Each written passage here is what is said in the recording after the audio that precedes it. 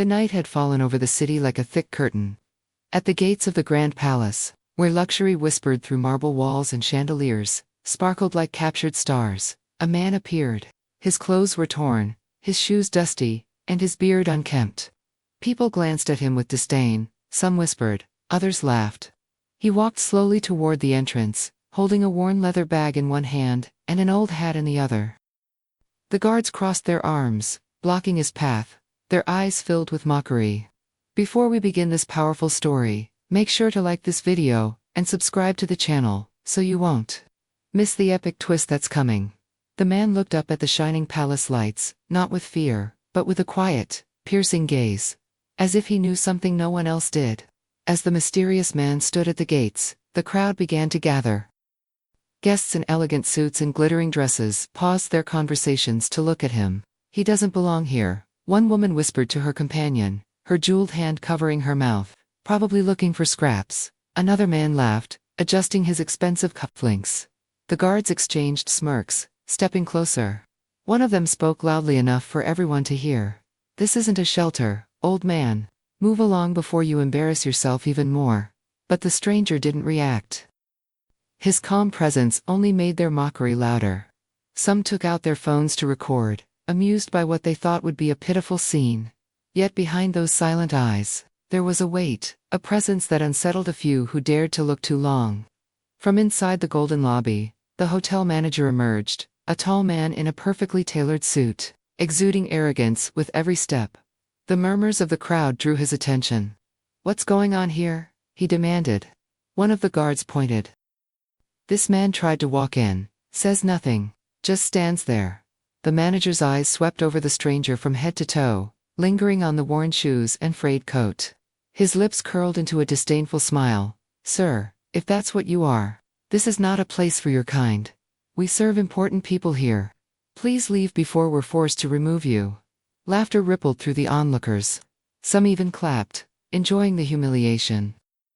But the man remained still, gripping his leather bag slightly tighter, his gaze fixed on the grand doors behind the manager, as if he belonged there more than anyone else. The manager frowned. For a brief second, he felt something unsettling in the man's eyes.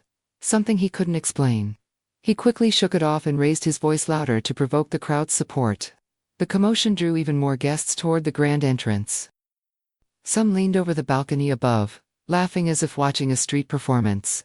Phones were now filming openly, flashes flickering like tiny lightning bolts in the night.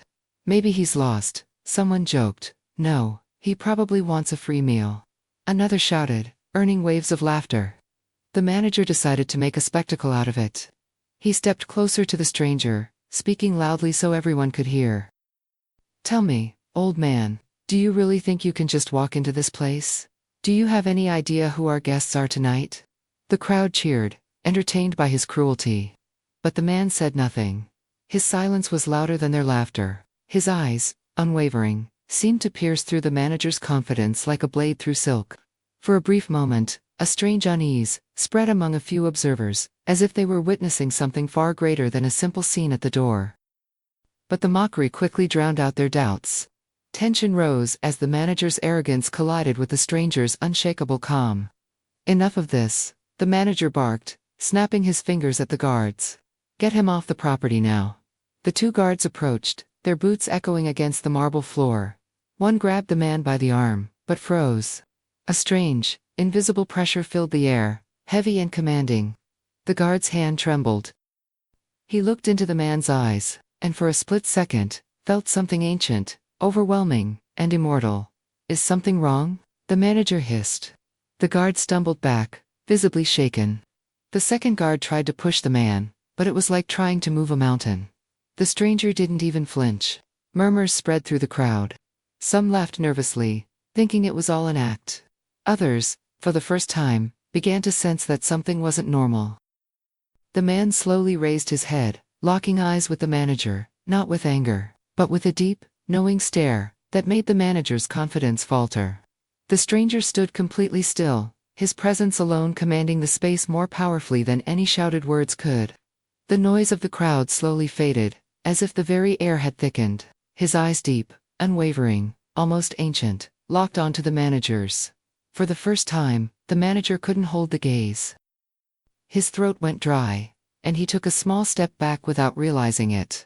People noticed the shift. "Why isn't he saying anything?" Someone whispered. "It's creepy. Look at his eyes," another murmured, lowering their phones slightly. The stranger's silence felt intentional, like a storm gathering strength behind still clouds. Even the guards, moments ago, ready to drag him away, hesitated. In that moment, it no longer felt like a confrontation between a rich man and a beggar. It felt like the room itself had bent around him, as if everyone had unknowingly stepped into his domain. A shiver ran through the crowd. No one could explain why. The atmosphere grew heavier, almost electric. The grand chandeliers hanging above began to sway ever so slightly, though there was no breeze. A distant, low hum filled the air, so subtle that at first, no one noticed. The stranger slowly closed his eyes for a moment, as if listening to something beyond this world. When he opened them again, a faint golden shimmer flashed across his irises, disappearing as quickly as it appeared. A woman in the crowd gasped. "Did you see that?" "What?" Someone replied. "His eyes. She stopped, unsure of what she'd witnessed. The manager tried to regain control. "This is ridiculous." "It's just a trick," he said, forcing a laugh, though his voice lacked its usual confidence. The stranger stepped forward, just one step, and the marble beneath his feet gave a subtle, resonant echo, like a deep drum beat. Everyone felt it in their chest. Whispers turned into uneasy silence. For the first time, mockery gave way to fear. Desperate to regain control, the manager's face hardened. "Enough of this nonsense. Remove him now." The guards, though visibly nervous, obeyed.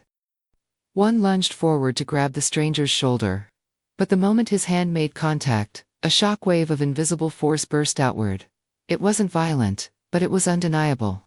The guard stumbled back several steps, eyes wide in disbelief. The second guard tried next, pulling a baton from his belt. But as he swung, the baton stopped mid-air, as if it had hit an invisible wall. Gasps echoed through the crowd. A few people even dropped their phones, too shocked to keep recording. The stranger didn't lift a finger. His calm, almost regal expression remained unchanged. The manager, now sweating, forced out a nervous laugh. What kind of trick is this? But deep down, he knew this was no trick. Something beyond explanation was happening. The elegant guests who had mocked moments ago began slowly stepping back, their eyes darting between each other in confusion and fear.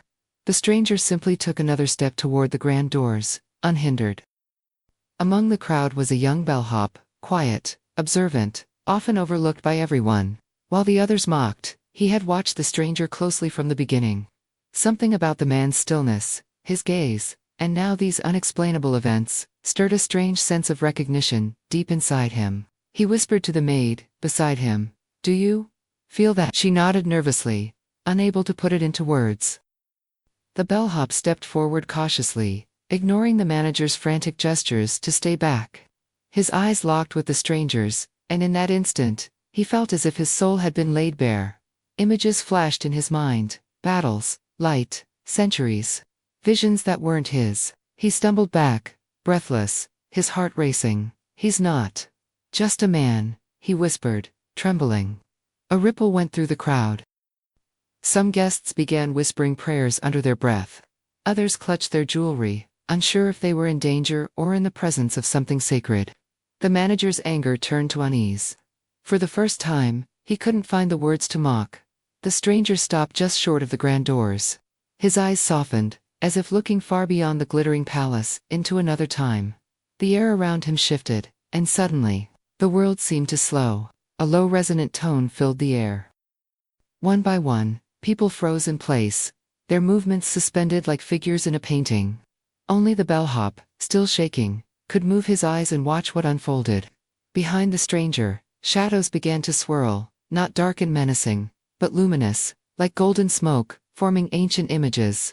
A battlefield emerged in the air, warriors clashing, kingdoms rising and falling. A figure standing at the center of it all, the same man, but radiant, untouchable, immortal. The crowd remained unaware, their bodies frozen, but the visions unfolded for those with eyes to see. The bellhop covered his mouth, tears welling up as he whispered, "It's him, he's real." The stranger blinked slowly, and the visions dissolved like mist. The world resumed its rhythm. The guests looked around, confused, some sensing something had just happened, others oblivious. The manager stepped back instinctively. For the first time, fear replaced arrogance in his eyes. The tension reached a boiling point. The stranger stood at the threshold of the grand doors, and though he hadn't spoken a single word, his presence now dominated every inch of the palace entrance. The manager, pale and sweating, barked desperately at his guards, "Stop him, do something," but the guards refused to move. Their eyes darted nervously, hands trembling. One muttered, "I'm not touching him again." The crowd had split into two energies, one half terrified, backing away slowly, the other frozen in awe, whispering like witnesses to something divine. A sudden gust of wind swept through the entrance hall, though every door was closed. The chandeliers swayed violently now, their light reflecting like golden waves on the marble floor. The manager tried to speak again, but his voice cracked. The stranger lifted his head, his expression shifting from quiet to solemn authority. Slowly, he reached for the door handles, not as a beggar, sneaking in, but as a rightful owner returning home. A deep, vibrating hum filled the air once more, rattling the very walls of the palace. The stranger gripped the grand golden handles. As his hands touched the cold metal, a burst of radiant light surged through the doors, flooding the entire entrance with blinding brilliance. Gasps and cries erupted from the crowd. The chandeliers stopped, swaying not because the wind ceased, but because everything else seemed to bow before him. The light wasn't harsh. It was warm, overwhelming, like the dawn breaking after centuries of darkness. The guards shielded their eyes. The manager stumbled backward, nearly falling. What is this?" he shouted, his voice trembling. The stranger stepped forward, pushing the doors open effortlessly. The hinges didn't creak, they sang, releasing a low, resonant sound like a choir hidden in the walls. As he entered, his figure began to change. Layers of his worn clothing seemed to dissolve like dust in sunlight, revealing garments unlike anything earthly, regal, luminous, ancient. His hair shone faintly, his posture straightened like a king, reclaiming his throne. People fell silent. Phones hung limp in their hands. In that moment, they all understood. The man they mocked was no ordinary stranger. A whisper ran through the crowd, "He's the Immortal." As the stranger, now radiant and regal, stepped fully inside the palace, a wave of energy rippled outward, like invisible light washing over everyone present. The mocking smiles vanished. Jaws dropped. Hands that once pointed in ridicule, now trembled at their sides. Guests began to step back instinctively, forming a clear path before him. Some fell to their knees without even understanding why, as if their souls remembered something their minds could not. The chandeliers above burst into full brilliance, illuminating every corner of the hall with golden light. The marble floor reflected his presence like a mirror, making the palace itself feel alive. The manager, who had commanded with arrogance minutes earlier, now stood paralyzed. His eyes darted between the glowing figure and the terrified crowd. "Who are you?" he whispered, his voice cracking under the weight of the moment. The stranger turned his gaze toward him. For the first time, he spoke, his voice deep, calm, resonant, echoing like it came from beyond time. "I am who I have always been." The words struck like thunder cloaked in silk. No one dared to move.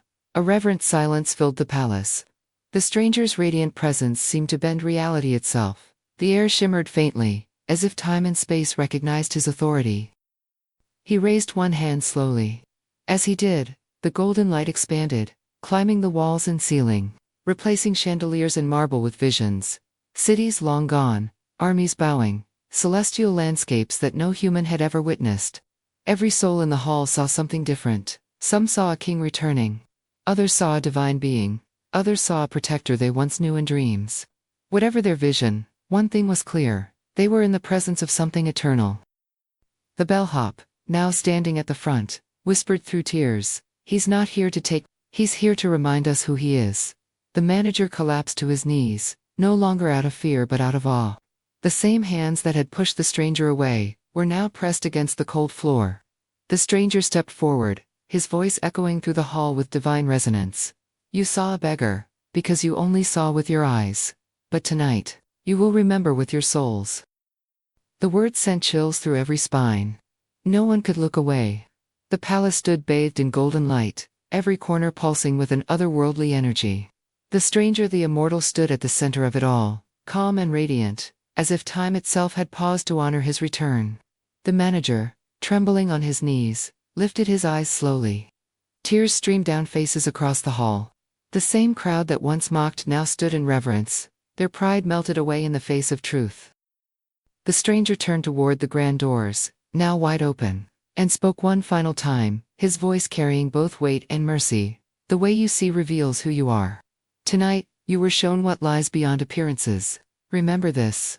With those words, his glow intensified, flooding the hall like the rising sun. The light enveloped him completely, and in the next breath, he was gone. No footsteps, no sound, only silence, and a lingering warmth that clung to their souls. The crowd slowly exhaled, as if waking from a dream. Phones had recorded nothing but blinding light. What remained was the memory, and the change it ignited in each heart, present. If this story moved you, don't forget to like, share, and subscribe. There are many more powerful stories waiting to be told, and you won't want to miss the next one.